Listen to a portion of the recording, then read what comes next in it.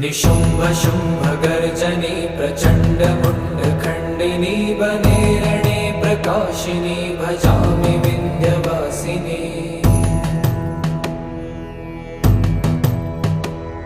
त्रिशूलमुण्डधारिणी धराविघातहारिणी गृहे गृहे निवासिनी भजामि विन्ध्यवासिनी।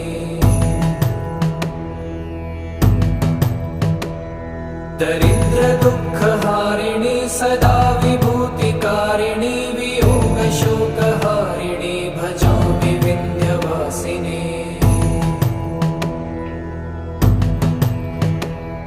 लसत्सुलोललोचनं लतासनं